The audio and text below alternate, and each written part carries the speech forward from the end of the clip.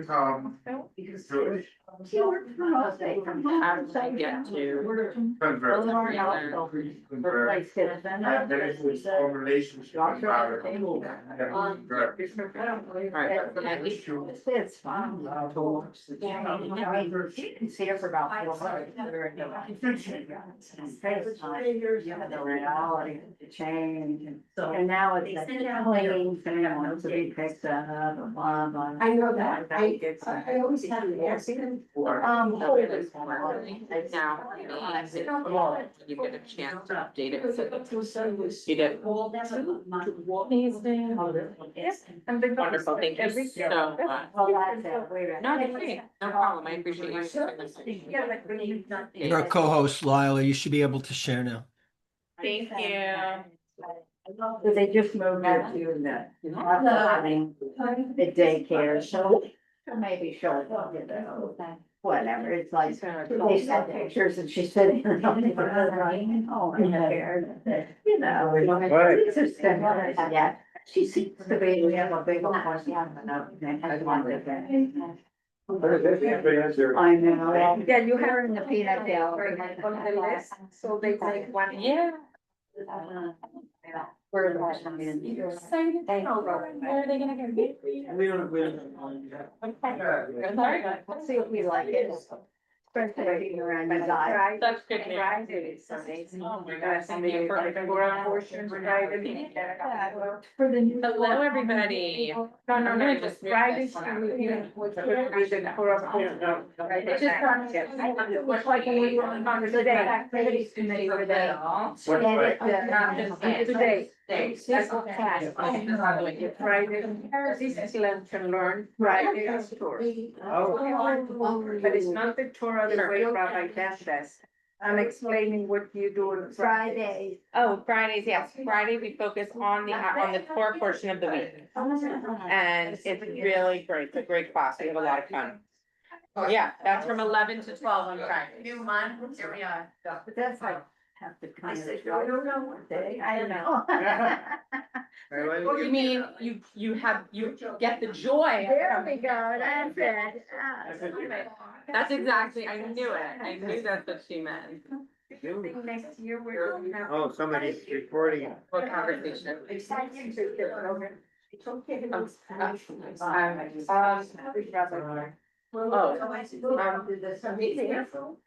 Maddie, I saw you didn't advertise. I saw you advertise. Okay. Yes. Okay. Very nice. They don't fucking practice. It's ridiculous. They wait. Gotta get my marker. Pencil. Yeah. Oh, coming? Trying to, Well, from here, definitely. I know you have nothing. Thank you. But it works. This is for your friend, three, go to Riley. So I might go on Saturday or. In a good way, but in a. I'm trying to be good. Thank you. It was nice to see you. Thanks for letting us know. Okay, my friends, how are you all? Hello, how's everyone doing? Hello, who's ready to learn? It sounds very interesting, what it's supposed to be. Would I let you down? Would I bring you something not interesting? My Hey, gosh, Maddie. you have a high standard then. I mean, Maddie. Okay, so I am really thrilled to bring this to you. Hold on, let me just do view gallery. It's on gallery and I don't know why it's not, but okay. There's only one person in other than you, so as they accumulate, it'll There it is with Ron with all the answers. Thank you, my friend. Okay, so here's what I want to recommend for you.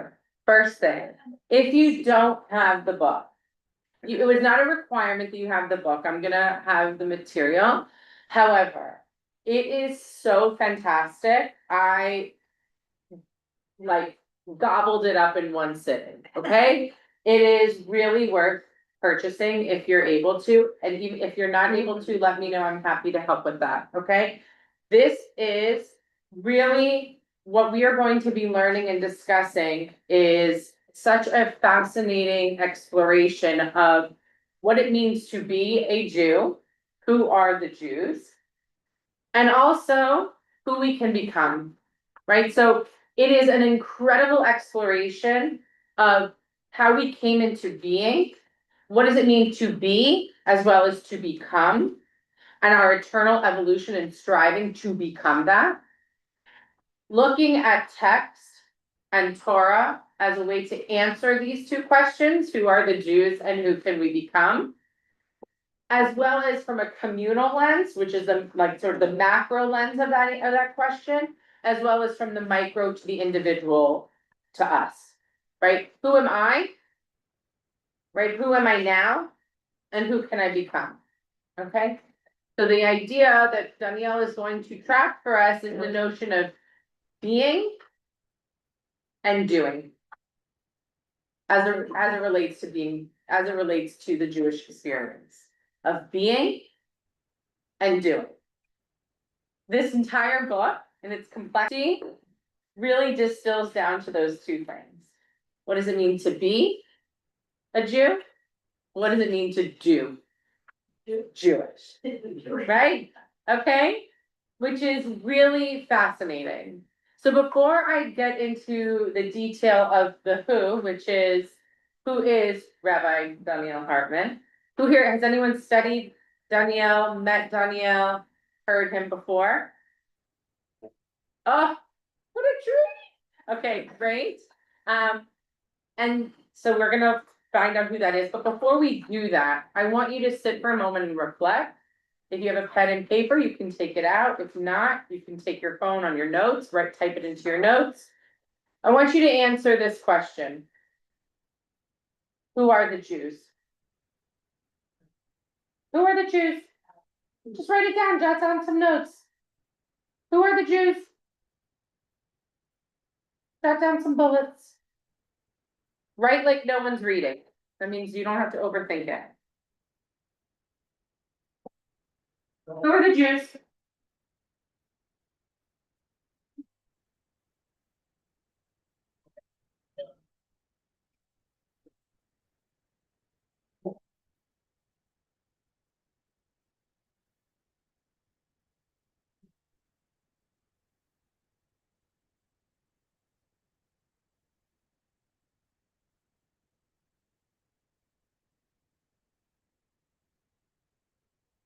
Why are you coming back? You haven't good answer. Instead- What's that? Don't read the answer. No, I'm not gonna say what he writes. I'm gonna say what he utters. He said people. Okay. But you know what? That's profound. That's. Okay, and then the next thing, everyone answer, have some answers to that, or need a little bit more time? More time? Yeah. Yes, Susan? Yeah. Okay.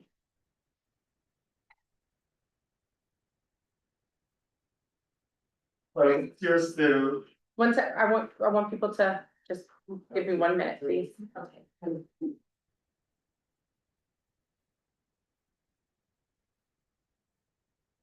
Okay. All right. Does anyone want to share? Would anyone like to share? Okay, Susan? Okay, I grew up in a small town where definitely experienced persecution, even though undercover I mentioned it. My father and his men's club always rescued the priests from the bar. They did a lot of good things, nobody knew about it. But what I learned growing up is who are the Jews, who am I? One is special, there was a specialness about it. And the other was to be cautious, because you never know To be what? who's going to say you're Jewish and therefore that. Okay, thank you. Who else wants to answer? Who would like to share their answer? Who are the Jews? Yes, Martha. Creators, builders, scientists, that's the first thing that came to my mind. I mean, we have a litany of things, but those were the first three. Beautiful. I love those words. Okay, great. Who else would like You repeat what you're saying? No. builders, dreamers, creators, Scientists. scientists, poets, Fran, Have Torah, Torah, try to follow the commandments. okay. To small group, first you group. Okay, so a small group, so there was numbers in there, there's Torah, there's a center piece or center text that binds together, okay, beautiful. Yeah, Marilyn, I have both genetic and heritage. okay, I also have identified as being Jewish. okay, so there's an identity piece, an identifier, there's a genetic piece, there's something in a heritage, use 3 very different words, but all linking to a similar notion, okay, great, beautiful. Anybody else, Anita? Well, she said some of what I, but also believe that, we were promised, a homeland by God. Okay, beautiful, so a promise. Promise. A promise, you also have land, okay, Bound by a covenant. thank you, bound by a covenant. I was looking for that covenant word, okay, beautiful. Anybody else wanna share? Well, just, I wrote down the tribe of people that go back thousands of years, that have been persecuted for thousands of years. Okay, so persecution is part of that story, a part of our story. And did you say a traveling people, or did you say? No, A people for, say the first part you said about the people. a tribe of. A tribe, okay, a tribe of people, okay, beautiful. Responsible, like again, growing up in a small town. We learned to be responsible, quietly responsible for whatever was going on. Okay, beautiful, responsibility.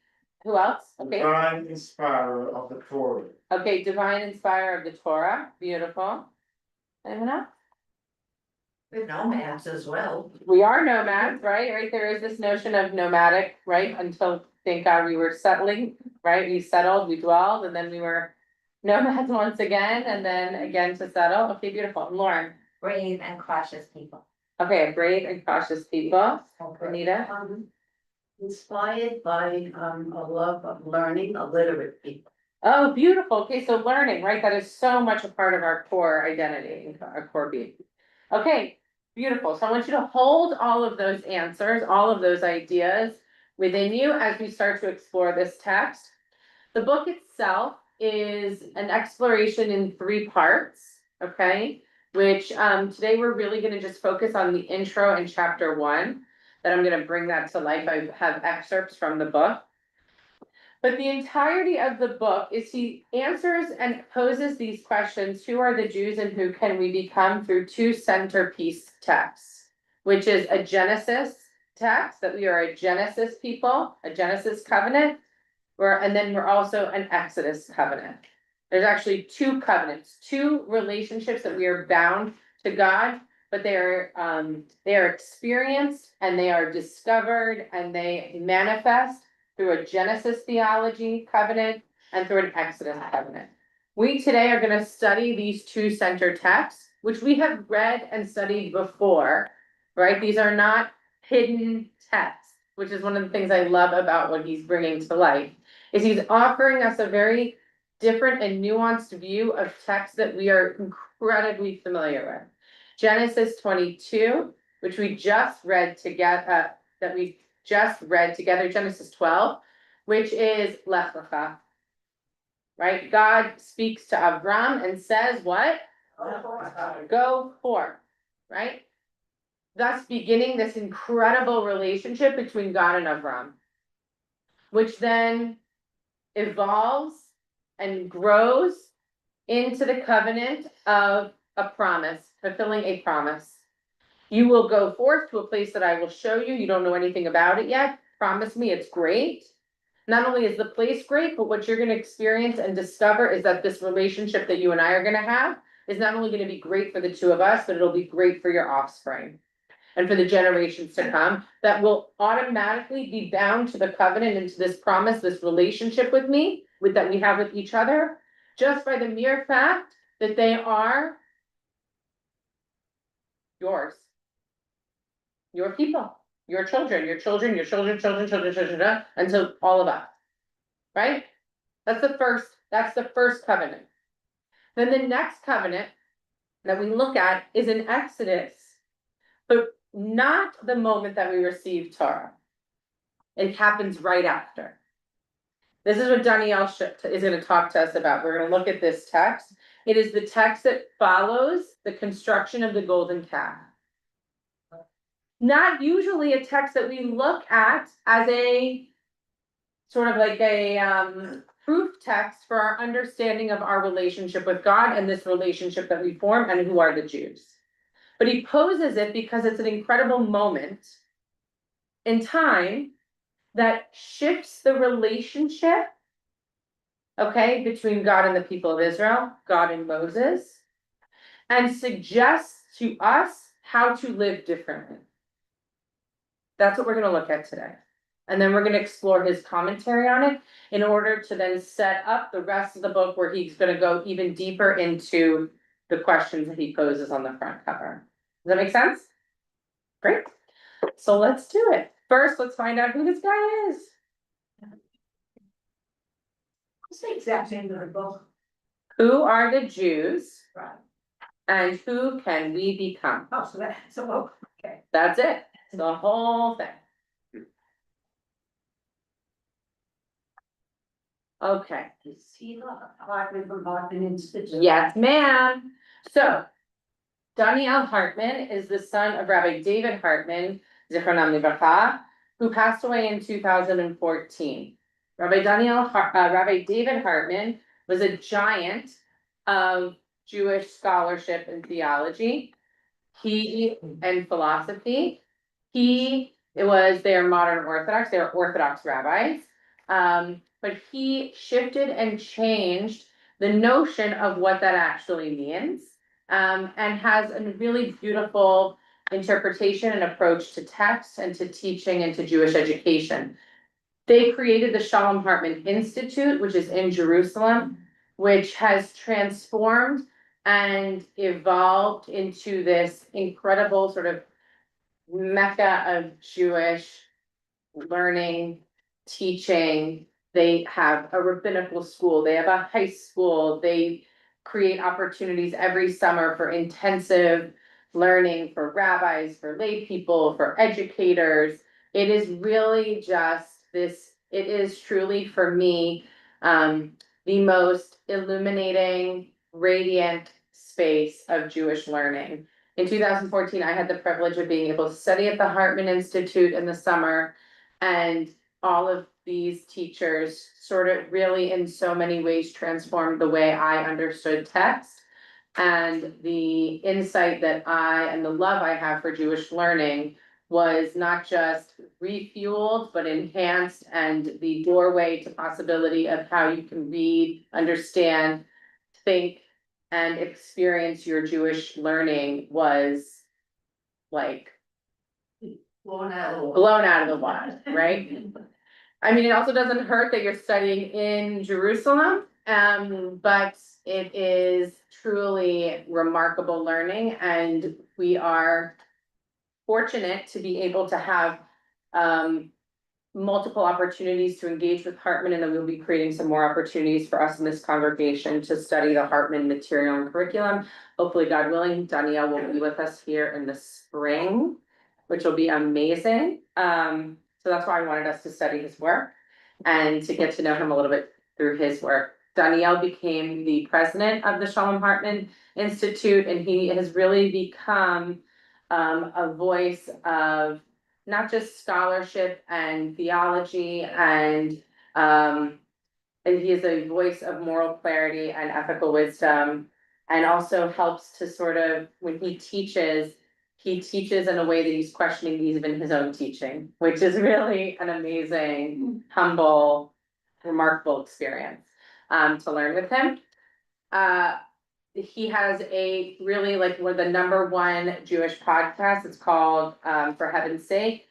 Once the war started in 2023, October 7th happened, they shifted it. It's with him and Yossi Klein Halevi. If you know Yossi Klein Halevi, also a remarkable giant in the world of Jewish learning and education. They have a podcast. I encourage everyone to listen to it. It is something that kept me going week after week since October 7th. I was an avid listener prior to, but it really provided such an incredible insight into the pulse and to the everyday nature of Israel and what was happening every week. They transformed the name of it to Israel at War once the war started. But it is called it's something to listen to. I promise, it's really something you should listen to. So he is the president of the Shalom Hartman Institute. He holds the Kaufman Family Chair in Jewish Philosophy, and he is the author of many books. This is his latest book. This book was ready to go before the high holidays of 2023. But he did not release it because of October 7th. He waited to release the book because he felt and he struggled and wrestled personally with when is the right time to put this book out when you're asking these kinds of questions, knowing what our reality is right now. And so he waited a number of months, and then I think it was around January time that he released the book. And I listened to a really beautiful discussion that he and Yehuda Kurtzer, who is the co-president of the Shalom Hartman Institute, had about, maybe this was the right book at the right time, knowing what we were experiencing as a people. Understanding that we are a community and a people of many, and yet we had sort of dissolved into focusing on the individual and the tribes within the tribe. And so we needed that book to sort of pull us, we need this book to sort of pull us out of that mentality to ask us, who are the Jews, especially knowing where we are right now, why are we so splintered? Why have we been so subdivided and so tribalized within our own tribe that we can't even get back to the initial question of who we are? And that is what we should be asking, especially in the midst of such challenging and difficult time in our people's history. So for heaven's sake is his podcast I encourage you to listen to. He is the founder of some of the most extensive education training and enrichment programs for scholars, educators, rabbis, and leaders in Israel and North America. And as you can see, prominent essayist, blogger, and lecturer on politics, policy, Judaism, and the Jewish community. I wanted you, it's always respectful to show he has a PhD in Jewish philosophy from Hebrew University, an MA in political philosophy from NYU, and an MA in religion from Temple University. And he got his smicha, his rabbinic ordination, from the Shalom Hartman Institute. So this is what Yehuda Kurtzer, the president of the Shalom Hartman Institute, mentions and says about this story that we are going to explore. The Jewish story has no place for select individuals to climb the mountain and commune with God in private spiritual ecstasy, while the rest of the people wander and stray. Without a Jewish people, there is no Torah. Indeed, there is no Judaism. This core insight defines the program for this book, an attempt to define Judaism today, not through the modern conceit of a conversation about identity, which oftentimes privileges the individual, but by forcing us to consider that the Jewish people is a collective, a composite whole. I would suggest that the book's core argument is that to be a Jew is to belong to something. So for many of you in your initial answers, you did bring up this piece, to belong to something. You didn't say to belong to, but you said it without saying it, right? Belong to a people, belong to a space, a land, right? Belong to a group of responsibility, a covenant, right? That these are words that would suggest belonging to of something. When in the opening introduction of the book, Donniel brings up this great story of when he was in an airport. And he says, as an Orthodox Jew, I always wear my kippah. And he goes, it really provides wonderful experiences and opportunities along my travels. No matter where I am, I'm that kippah wearing guy. And what you learn is that as a Jew, there's a subtle signal from another Jew who sees you. When they see the kippah, he goes, it's the Jewish nod. It's like right? And he said one day he was in the airport and he's walking by, and as you're sort of walking in that pace, that frantic pace to get from gate to gate, right? He noticed how many Jewish nods he got from other, from Jews who were wearing kippah, Jews who weren't, didn't matter, men, women, didn't matter. It's just this nod of like, I see you. And he goes, and what I realized was that it required of me a nod back. So it's like, I see you, nod, I see you, nod. We see each other, nod, right? Because it sort of explains something even deeper than that. Not just the surface of I see you, like fellow Jewish person, hello, good, good on you, here we are. But he goes, it sort of suggested for him something even deeper. This notion of I see you, you see me, we see each other. We see each other as people who are bound to one another without ever knowing each other. That there is no real stranger component. There is this knowingness that exists just by the fact that we share something deep within us. Regardless of practice, of belief, regardless of the what, the how, the when, there is this notion that I know you, you know me, we see each other, Yeah. right? You know, I volunteer at the hospital. Mm. And yesterday, this gentleman came in and I asked him his name because he was checking in, and his name was Yitzhak. And he says, "You're one of the first people that have pronounced my name." I see you, you see me, Yeah, right? and from there, I got somebody new. Yeah, that's beautiful. Yeah. That's exactly what we're talking about, right? He goes on to explain, like he was in Colorado skiing, he had a ski accident which landed him in the hospital.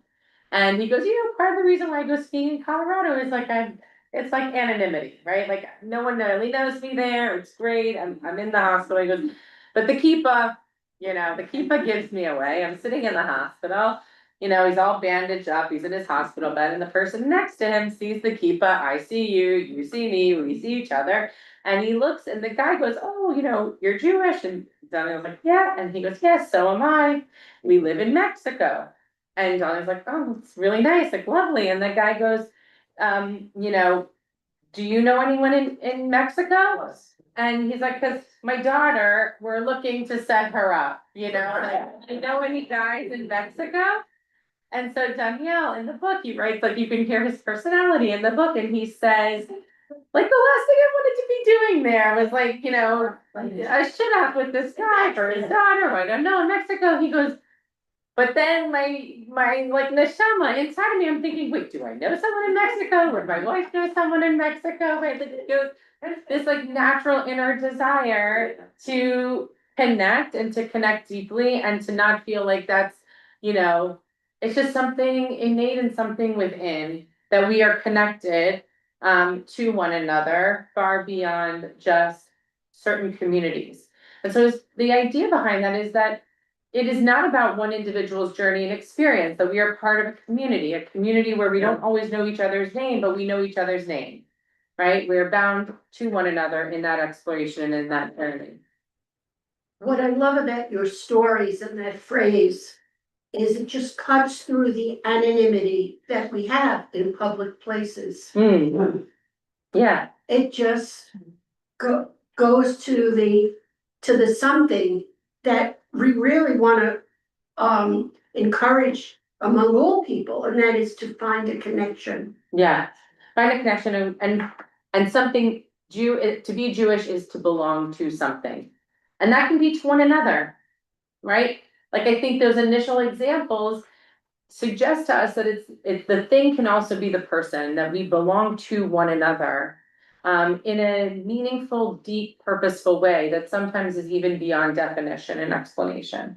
When we moved to the States, my dad says being Jewish is like having a passport. So when we moved to Coral Springs, I looked to the directory, I look at the Jewish name and I called and I said, I'm so from Chile, I'm Jewish. I didn't have to say anything else. Yeah. They became our mentors. That's beautiful. Wow. I love that. It's like being home. Yeah, that's beautiful.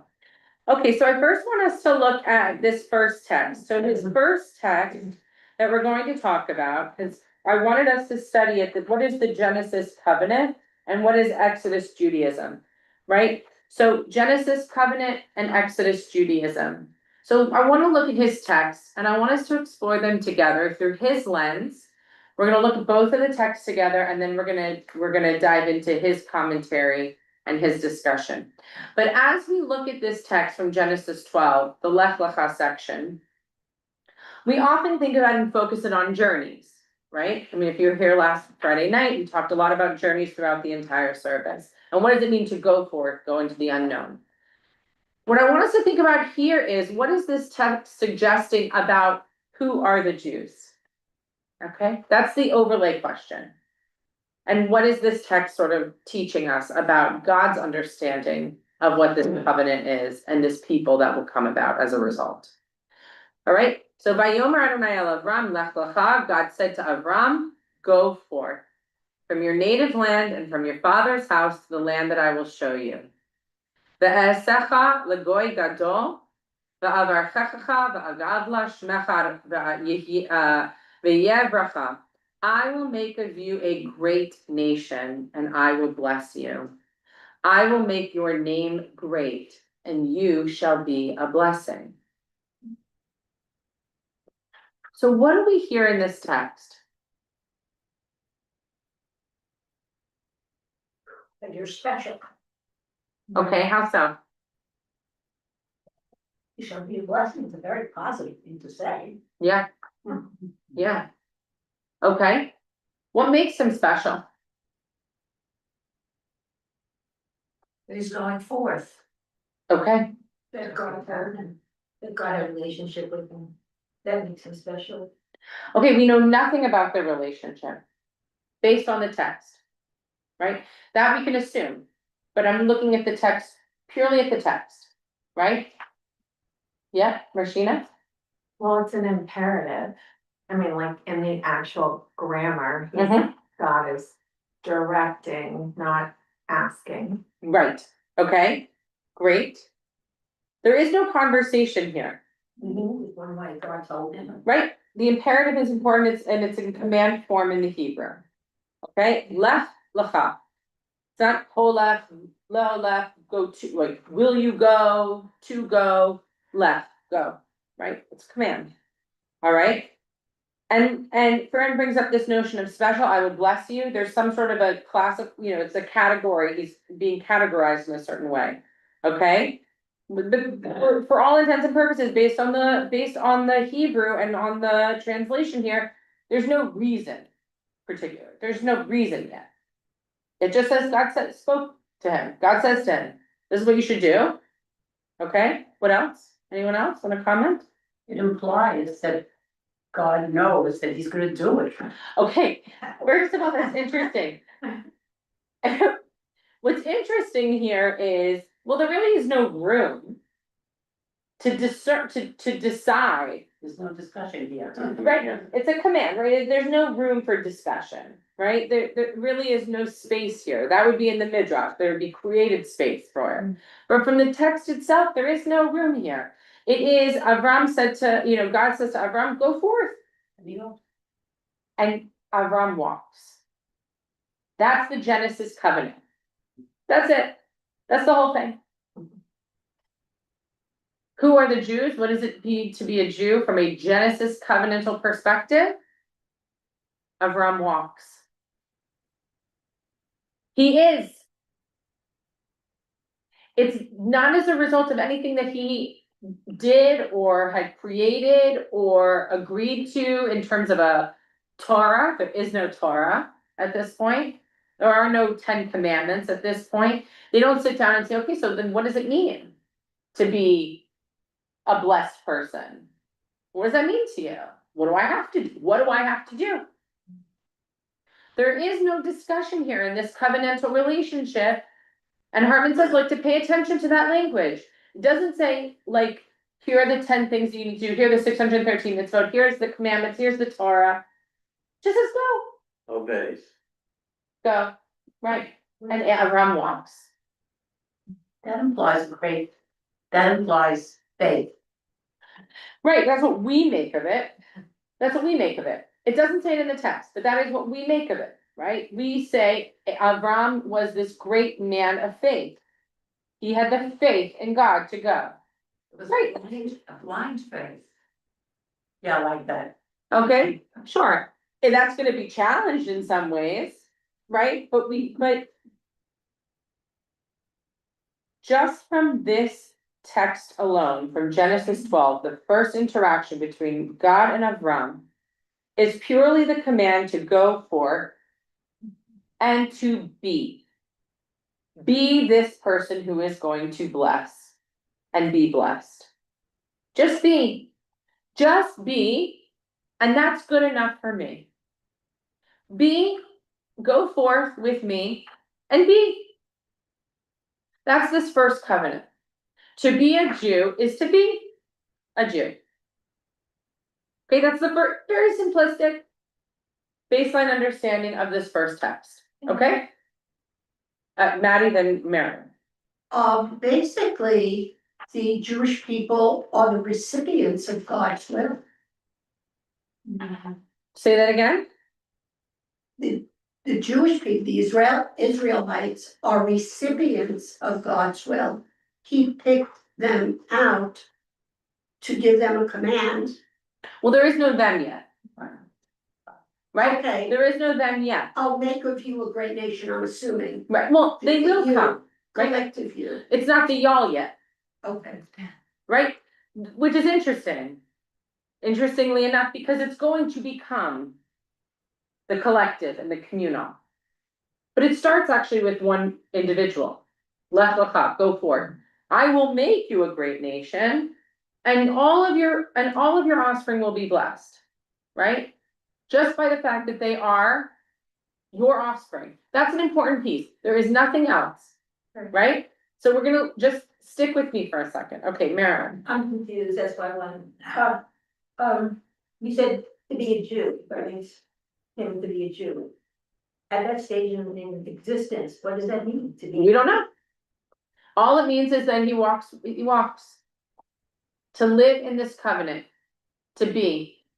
The only action that's then required of him later on in this section is he circumcises himself as a sign of the covenant, not the covenant, which is also interesting language. If that was something that when I was reading this, oftentimes you're talking about what is the covenant? Oh, the covenant that God, that Abraham, he becomes Abraham at that point, makes with God is that he enters into the covenant through the circumcision. But what Hartman points out here in the book is that no, that's a sign of the covenant. That's not the covenant. That's just a sign of. So that means that he was in the covenant beforehand by walking, by being. Walking is an interesting word. We talked a little bit at last Friday night, the notion of walking with God, a faith walk, right? What does it mean to walk through this world with a sense of a covenantal faith or a relationship with God? That the walk itself is not necessarily the physicality of it, the going from this place to this place, but it's he himself that transforms in reaction to this relationship that he engages in and that he enters into. Okay? So this was written by the rabbi you referenced in his interpretation. No, this is from the Torah. This is purely from the Torah. Who wrote it? The Torah? Who wrote the Torah? Okay. So, well, if you're looking at it from a theological lens, then you could say God wrote the Torah, right? And Moses wrote it down. If you're looking at it from a scholarship lens, and you'll see that, human hands wrote it down. There was first oral tradition that then went to written tradition, right? All right, so here, but this is from the Torah. I will bless those who bless you, curse the ones who curse you, and all the families of the earth shall bless themselves by you, right? Avram went forth, just as God had commanded him when he left Haran. So the whole covenantal project of Genesis begins because Avram walks and becomes. He is. His be is he is in this relationship with God. That's Why what it did is. God pick Abraham? It's a great question. Why do you think? I'm not sure. Yeah, right? What? Give a question right back. Yeah. Well, because it could have been, sure, it could have been anyone, but it was Avram. That's who God chose. Now, we could assume there's tons of midrashim as to why, right? that Avram noticed that in the Midrash, not in the Torah, but in the Midrash, that this guy Avram, whose father was an idol maker, that Avram smashed all the idols and was disgusted by that way of life and didn't believe in that. And so it was the perfect person for God to approach to say, let's move forward in a new way of being. Let's move forward in a new way of being. Being in relationship with me, a one God. And that's his new being. The way he was in the world. Yeah. I was just gonna say, what in the first two sentences that you had, it's interesting because we're learning like the directive or the command is solely to him. And then you think about like who else goes forth, but like that directive was not given to them. It's like when we have something individually that we've been called to do, and then people come with us tangentially or because of us or whatever, but like the next two sentences, it gets more populated, right? Like then we have Lot went with him, but Lot was not directed to go. Correct. And neither was Sarai, his wife, which in the next sentence we're not gonna read, it said, and Sarai went with him too, right? The other piece that's interesting is that what's eventually gonna happen, what becomes of us as the Jewish people is that we become, first and foremost, because it's part of that bloodline, right? Right, that's the idea, is that you are Jewish because you're, well, yes, and that is through the bloodline, right? So traditionally through the mother, and from a reform, patrilineal's descent, right? So from your parents, okay? So this is also interesting because Avram becomes, because he chooses to walk, right, with God and becomes this, entering into the covenant.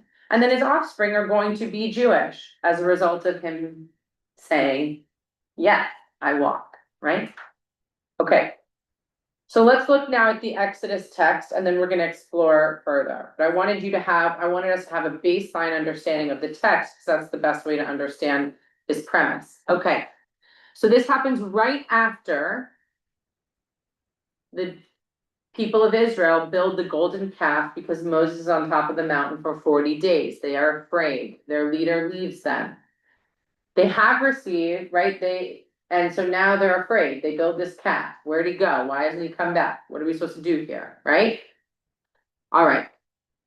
God spoke to Moses saying, hurry down, for your people whom you brought out of the land of Egypt have acted basely. They have been quick to turn aside from the way that I enjoined upon them. They have made themselves a molten calf and bowed low to it and sacrificed to it, saying, this is your God, O Israel, who brought you out of the land of Egypt. And God said further to Moses, I see that this is a stiff-necked people.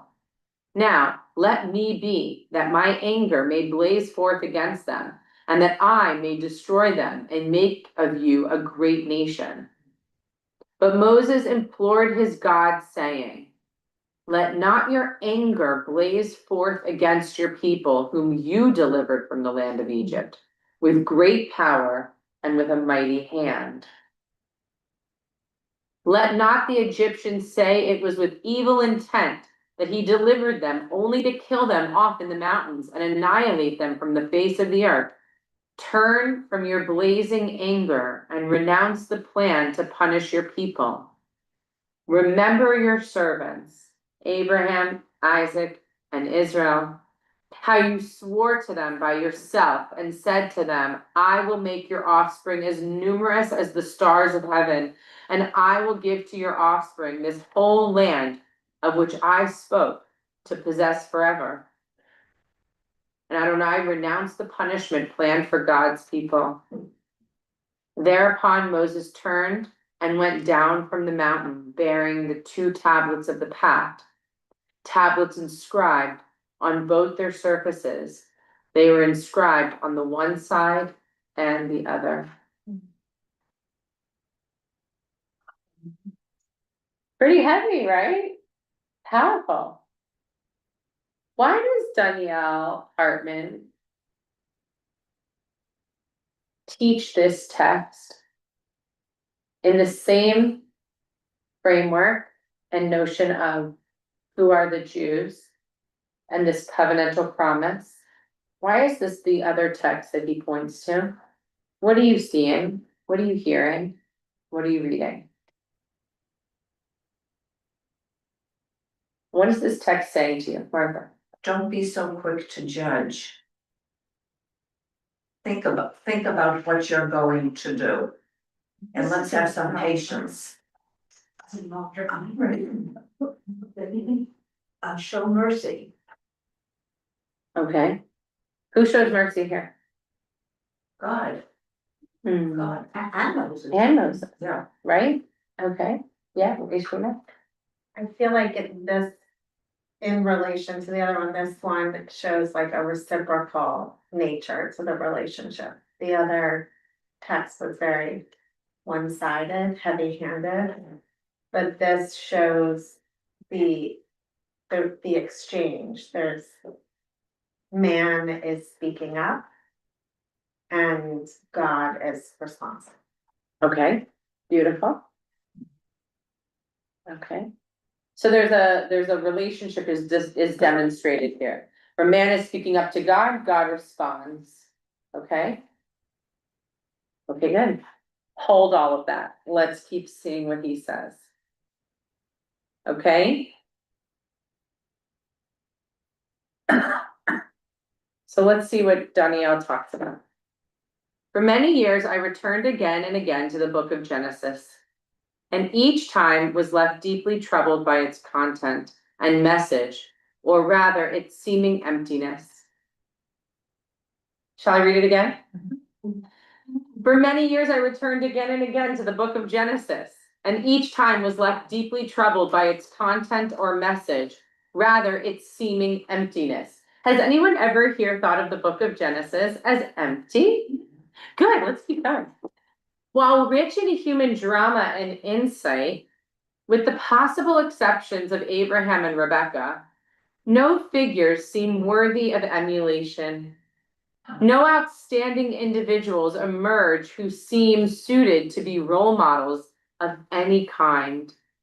Since the Bible is clearly not a book of history, but a book aimed at shaping the values and thoughts that ought to embody our lives, what purpose do we find in the 50 chapters of overtly mediocre to worse ancestors? Here's my favorite line of this right now that I want us to think about. Because we often get this question, we often talk about this. Well, when was this written? Well, did that actually happen? Right? Did a sea really split? Did a flood really come about? Right? We oftentimes leap to that. I love how he explains this, where he says, the Bible is clearly not a book of history. But what is it? It's a book aimed at shaping the values and thoughts that ought to embody our lives. That is a beautiful, beautiful definition of what is the Torah. That the Torah is a book aimed at shaping the values and the thoughts that ought to embody our lives. What lessons about Judaism does it mean to teach us? I wondered, along with the rabbis, why it was necessary to include the book of Genesis in our canon. Isn't the Bible essentially a book of commandments and laws? And if so, why not begin with the first commandment given to the Jewish people, skipping over a patriarchal narrative that does not seem to offer any insight or direction on how to live our lives? He argues that this book of Genesis, by granting an eternal, inviolable covenant to Abraham's descendants, God, and not merely the de facto reality of millennia long sinning Jews, lays the foundation for what constitutes a Jewish covenantal relationship with God, simply to be, to be a member of this people. The Genesis covenant is about extending God's grace to embrace the Jewish people unconditionally. Because Abraham chose to walk with God, God commits to walking with his descendants. You don't have to earn God's love and commitment, nor can you forfeit it. To be a Jew is to live under God's love, validation, and care. To be a Jew is an invitation to walk with a God who will always be at your side. What do you take from this?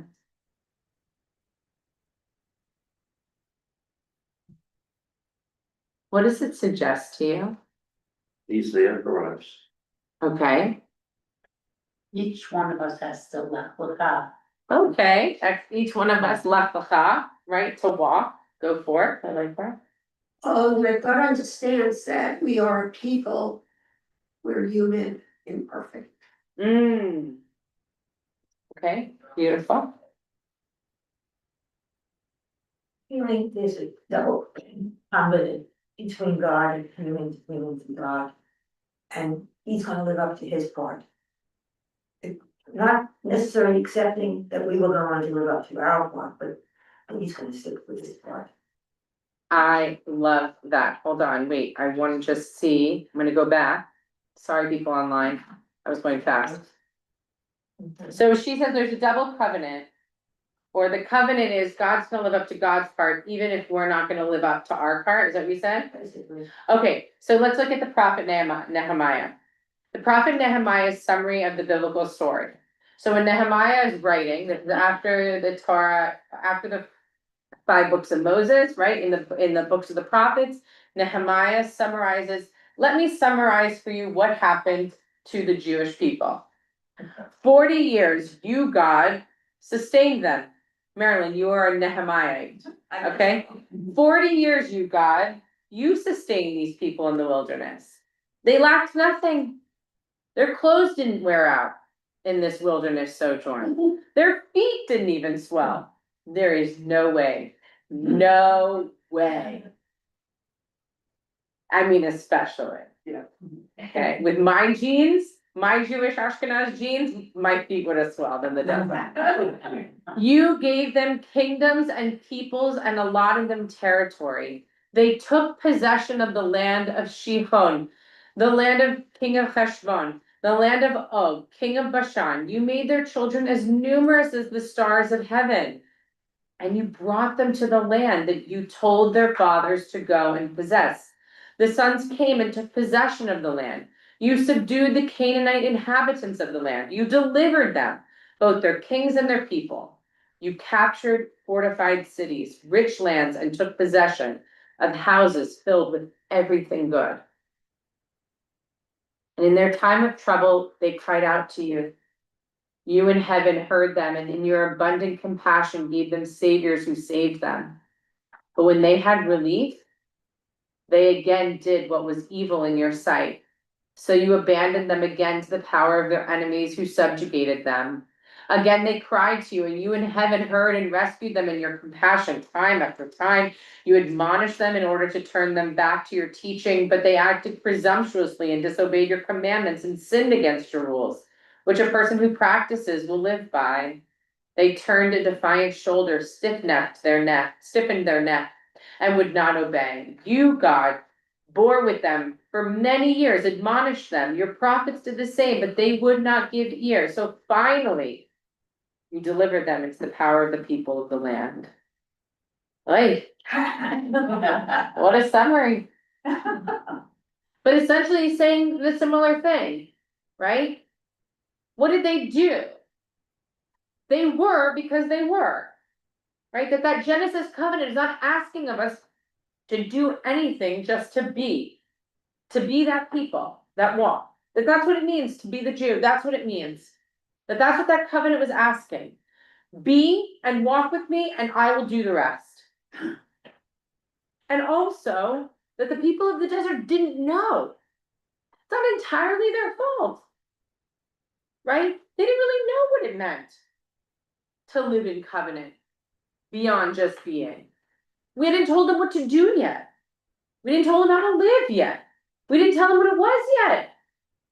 Just to be, just to walk, just to go because you told me to. That's all it meant. So the first answer of who are the Jews is the people who walked. And to be, it's not until later, when we receive the Torah, when we start to live the laws and what it means to live by these commandments, that we learn what it means to do. But even when we cross the Red Sea and we split, and the sea splits, even when we're standing at Sinai and they received the 10 Commandments, they couldn't even process it or understand it or internalize it enough to know how to do. They just knew that they were being. How could we demand more from them of that? We didn't give them more. So even in Exodus, we're living the Genesis covenant. Even in the Exodus, even in the desert, the Israelites are still living the Genesis covenant because we don't know what the doing is yet. Is the doing looking out for each other? The doing is, what's the doing? We have a whole Torah that tells us what to do. We have a whole set of mitzvot to tell us what to do. That's one piece of the doing, right? That's what it means to live as. But to be and to become is different. To be and to do is different. I get that. Right? So for him, the Israelites are still living the Genesis covenant because that's the covenant that they know. Be it. Because you are it. Because you're a part of this lineage. And there's another part of what we're supposed to do and how we're supposed to live that we don't even know yet. So this back and forth between you providing for them and sheltering them and giving to them and then them complaining about it and yenting about it and schlepping along. That's all they know. We haven't demanded anything more of them to do. That's the relationship. Right? The Nehemiah summary of the Bible, a close to 1,000-year snapshot of a people who remain Jewish generation after generation without doing much of anything that could be considered Judaism. The Judaism of the Bible existed primarily in the eyes and the mind of God.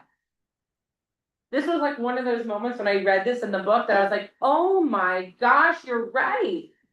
Hadn't thought of it that way, right? The Judaism of the Bible existed primarily in the eyes and in the mind of God, who fantasized about a Jewish people who would be faithful to God and God's commandments. But for the Jews themselves, Jewish identity had little to do with it, had little to do with actually doing. They were raised on a different narrative, Genesis Judaism, in which being Jewish was just who you were. They were Genesis Jews, a form of Jewishness that first occurs in the book of Genesis and becomes the dominant Jewish identity of the biblical period.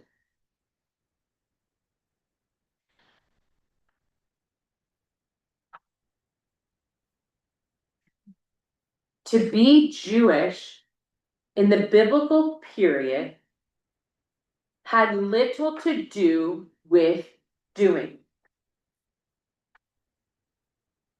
Judaism was a construct of the divine imagination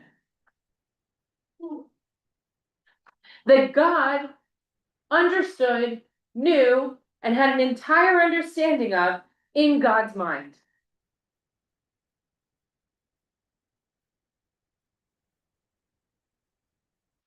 That for the people, their identity, their Jewishness, was solely because they were. Not because of anything they were doing. It seems simple-ish, but it's really not. And even the idea that what it means to be this people was only in the imagination and in the mind of God is really fascinating. It's a really interesting perspective and a lens to now look and re-examine the book of Genesis, as well as the book of Exodus. The idea that only God knew, now it makes sense. Or now there's a different way to understand and look at the language and the text of the Torah. Because we ask ourselves, well, how did the Israelites know to call out to God from bondage and slavery in Egypt? How did they know? Because we talk about the idea that they are going to receive Torah chapters later. They didn't have a relationship with God that way. They were Israelites because they were born into this tribe of the Israelites. And they understood that being part of this tribe meant that you had some sort of a covenantal bond and relationship with this divine. But that was it. It was to be. I am Jewish because I'm Jewish. I'm an Israelite because I'm an Israelite. I was born into it. Okay?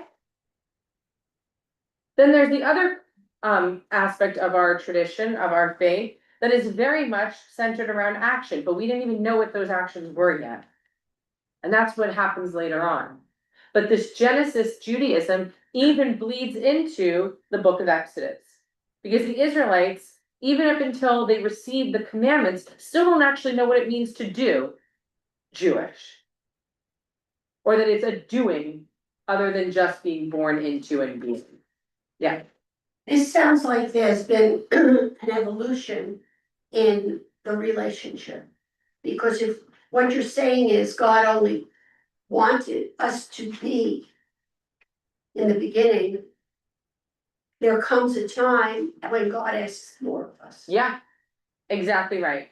That's the becoming. That God wants, what is good, because at times Rabbi Dan asked, what does God want from us? And that was a very different answer than what is in the beginning. Absolutely, because what does God ask of Avram? Just to go. Right? Then it's going to become much more layered and complex later on. And that's what he's arguing. Okay? The God of the book of Genesis, who stayed with Abraham's descendants, despite their persistent mediocrity, moral failure, and at times outright depravity, the God who stays with the Jewish people throughout the Bible, despite their rebelliousness, faithlessness, and bad behavior, is the God who will stay with the Jewish people wherever they go and whatever they do. Through this lens, Nehemiah's depiction of the Israelite story should be read not as a failed covenantal history, but rather as a history of the origin of Genesis Judaism. The core message of Genesis is simply this: regardless of who you are as a person, regardless of what you do, the covenant with God is sustained. The golden calf isn't just a moment in the Bible, it is the Bible, he argues, in a proverbial nutshell. Throughout the Bible, the Jews, in biblical terms, Israelites or children of Israel, vacillate between monotheism, the belief in the existence of only one God, or monolatry, the belief in the existence of many gods, but with the consistent worship of only one, and idolatry. And they remain largely indifferent to, and at times in open rebellion of, God's word. In other words, at such moments when we Jews wish to worship a golden calf, we were not necessarily who we were supposed to be, but who we were. Jews on a lengthy dialectical journey toward monotheism, who did very little of what we have come to know as Judaism. This is, I want you to process this. Okay, so distill it. What are you hearing? What are you reading?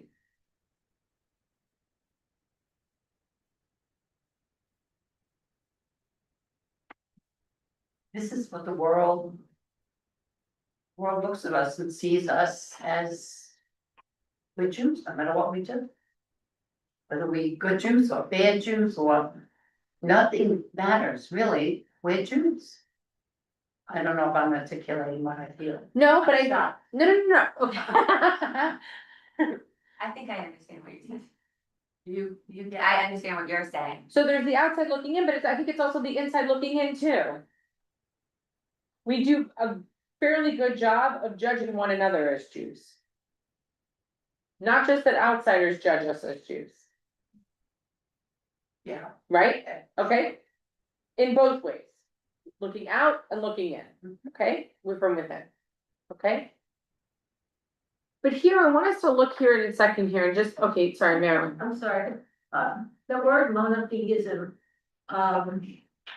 he says is still growing and reaching out to the a monotheistic community. The Jews of the Bible. This is the Jews of the Bible. Oh, I think it even is current. Okay, go ahead. Um, No, I just wanted to make sure that we were clear on his writing, but go ahead. It sounds to me that, we're really not there as a people. That we're really not, as a people, monolithic. To believe in monotheism as a people, and I'm thinking of, our values or ethics, our way of acting in the world.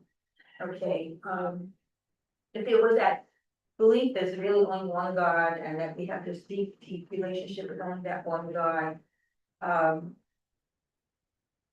then we will be disappointing God with his rules and regulations, so to speak. I'm just using that as an example.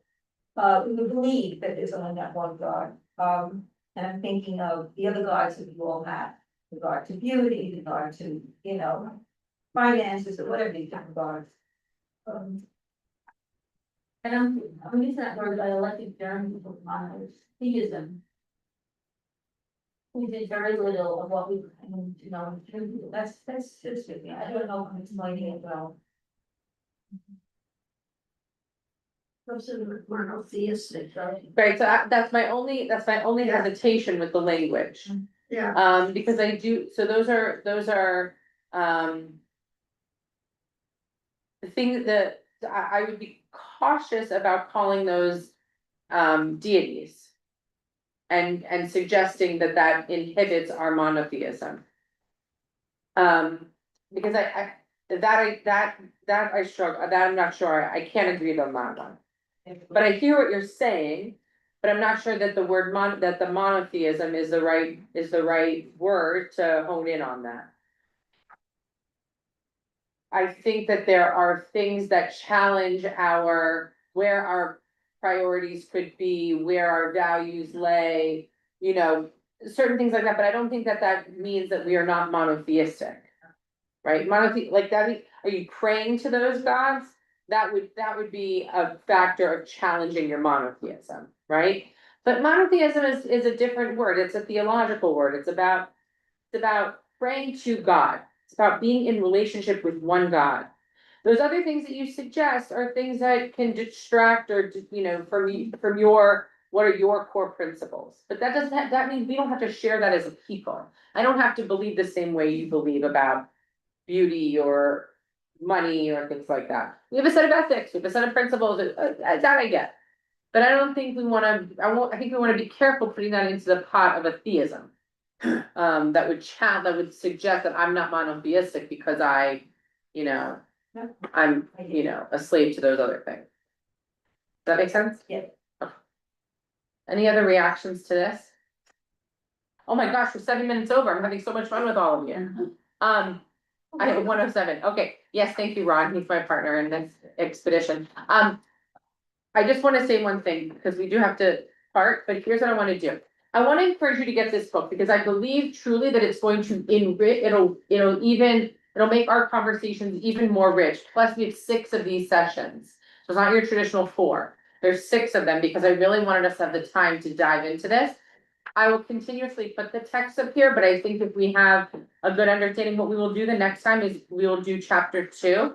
So if you want to get the book and read just the first, intro and first chapter, we'll dive into chapter 2. But I want to thank you all so much for this, allowing me the 8 minutes over for today. We will continue. It is rich, it is dense, it is good, and you all are awesome. Thank you all. I think it compares, to the other book that Rabbi Dan